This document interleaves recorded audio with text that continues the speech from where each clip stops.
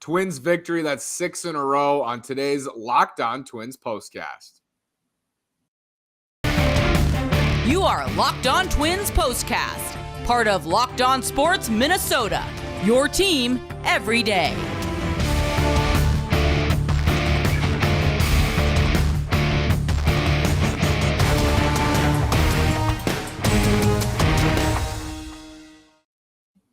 And welcome to another edition of our Locked On Twins postcast. Today is Wednesday, April 27th.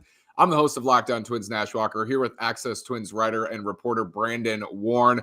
Brandon's going to help us break this one down. First, I want to tell you about Athletic Greens.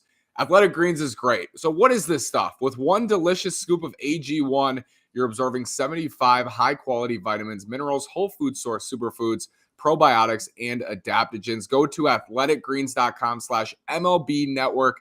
Again, that's athleticgreens.com/MLB network. Brandon, Twins win their 6th straight game. Felt like they were in control from the first pitch, and it was the guy throwing it tonight. Joe Ryan was sensational in this one. Yeah, and I want to say, too, the guy that was throwing it against him, I think I predicted him giving up multiple home runs. Oh, yes, I wrote it down. Did not predict that they'd both come from Max Kepler. Did not predict that Ryan Jeffers would be in that mix.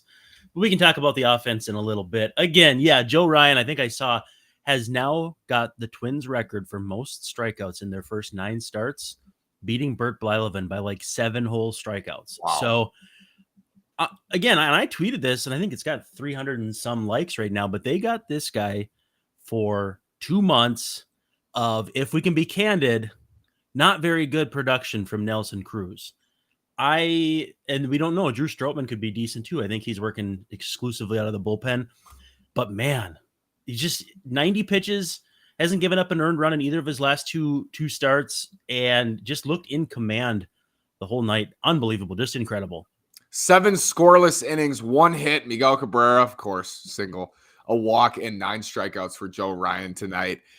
You got to think, if this is his last start of April, which I believe it is, American League Rookie of the Month, Brandon, people are wondering. I mean, he's got to be in the conversation, doesn't he? I mean, you could make compelling case for a lot of months that'd be Pitcher of the Month candidate. No, it's hard to say because pitching has been so strong, based on what we know about the baseball and the weather and all that. But yeah, one of the best months by a Twins pitcher we've seen in a long time, especially when considering his lack of relative experience. You take your cap off to him. And again, this is not going to be an easy decision when they have to cut down this rotation to 5 moving forward once Sonny Gray is healthy. But Joe Ryan is he's locked and loaded, man. This team feels different. And in the offseason, many were upset the Twins didn't re-sign Michael Pineda. And at many stretches last year, Michael Pineda was their most consistent, best starter. This team is different. This rotation is different. And they showed it tonight. Michael Pineda's out there, and as you said, got to him. Looked like Big Mike was going to kind of roll and do his thing for 5 innings and give up that homer to Kepler. But they got to him here, Brandon. And for Kepler, I think the most encouraging thing, and then Justin and Dick were talking about it, the opposite field blast. And we've seen him go to the opposite field a whole lot. For a guy who was in maybe more trade speculation on Twitter than anything, but trade speculation, it's great to see him maybe adding another element to his game offensively. Yeah, I think when guys like him are using the whole field with authority, that means they're pretty well dialed in. It's not hard to, in most cases, hit a slow roller to short or something to that effect, or even, Joe Mauer used to fly out to Alex Gordon, I swear, 100 times a year in left field.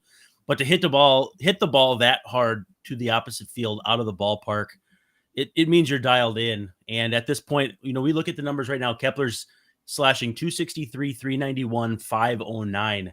I mean, it's not going to make anybody forget about Byron Buxton. But at the same time, too, Buxton and Correa combined 0 for 8, and the Twins still scored 5 runs. Correa still made a great defensive play.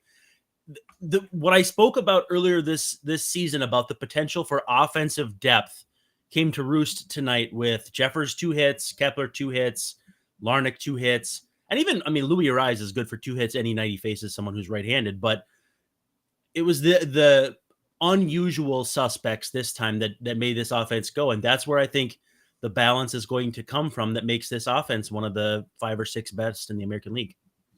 6 in a row. Positive vibes are flowing right now. They got lucky in a couple of those, but They won 4 games, probably at least here in this little stretch. Brandon, they've completely flipped this thing on its head. They started 4-8. They're 10-8 in first place. And last night, they should have won, then they should have lost, and then they won. But in complete control, it feels like, of most of these games. And within the division, that's encouraging. Yeah, and a friend was reaching out to me after last night's game, after you and I had recorded, and said, if Sano gets out on that last play, we're talking about one of the most massive blunders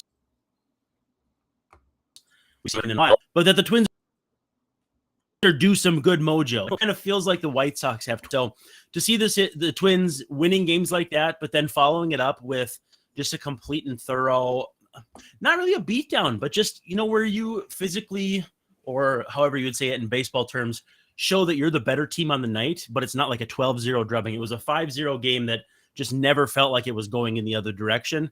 Good teams flex their muscles like that against teams like Detroit, who, they're 6-11. They expected to be better than this, and they're just not right now. So honestly, I think the Twins showed that they're, I don't know that they're quote unquote back, but they're definitely in a really good place right now, and certainly have some pretty good mojo working.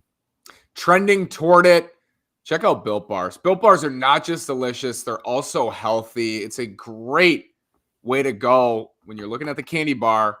Choose a Built Bar. Go to Built.com, use promo code LOCKED15 and get 15% off your order. Use promo code LOCKED15 for 15% off at Built.com. Twins going for another sweep here, Brandon. They've already won this series. It's a 5-0 homestand right now. Things are looking really good. Let's preview this game tomorrow. It's Bailey Ober, Tarek Skubal, and Skubal's been very good for the Tigers so far, but the Twins last year got to him. Donaldson hit a homer. He's gone, of course, but Buxton got to him, I believe, for a homer last year late in the season. Feels like they got some guys who see Skubal well. Maybe he's better this year, but what's your view of Mr. Skubal, the lefty, hard-throwing lefty for Detroit? Well, we should probably mentally prepare people for Kyle Garlick hitting cleanup tomorrow so that they get a good night of sleep and don't get too upset when the lineups drop at 9 a.m. tomorrow. And what the world, Kyle. Just teams. I think fans of every team think that their team struggles against left-handed pitchers of Skubal's type. Maybe not the White Sox so much because they smoked lefties for so long, but young kid, big arm, probably not entirely different than what we saw from Lynch last time around in terms of what he's capable of when he's on. Now, the difference is, when Lynch faced the Twins, they were ice cold, absolutely frigid. Now, I'm not about ready to say that they're blowing it up, but 5 runs with the way the ball is played this year, with the way the Twins have played this year, pretty solid night offensively.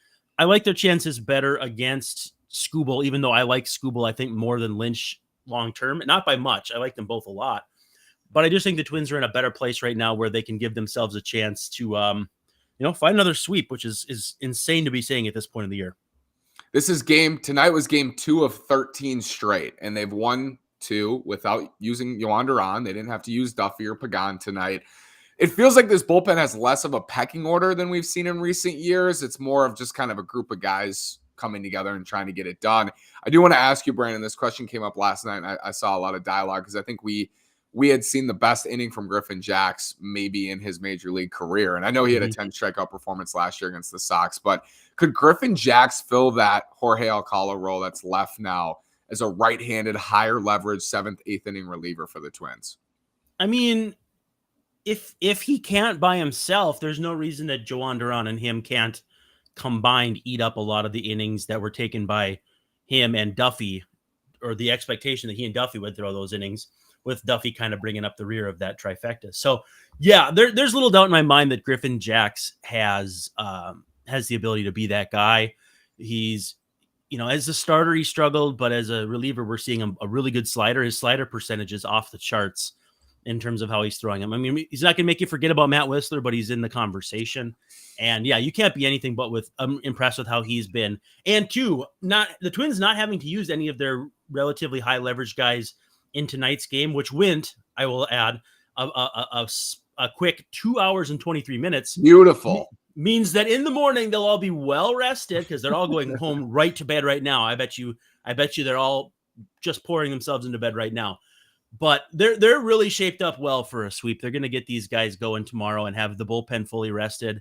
and fully stocked. So, again, it's hard not to be excited for Twins fans with how this team is rolling right now and what tomorrow looks like. 10-8, we said if they finish 11-11 this month, we thought that would be a good outcome. And one of those games does roll into May. It's the Tampa game. They'll go to St. Pete to play the Rays. But Twins are rolling right now. No other way to say it. 6 in a row. Brandon, we will be back tomorrow. Thank you so much. It's a day game tomorrow. I believe 1:10 first pitch. Bailey Ober will throw that pitch, and the Twins will be facing Tarek Skubal. Brandon, thank you so much, sir. We'll talk again tomorrow. And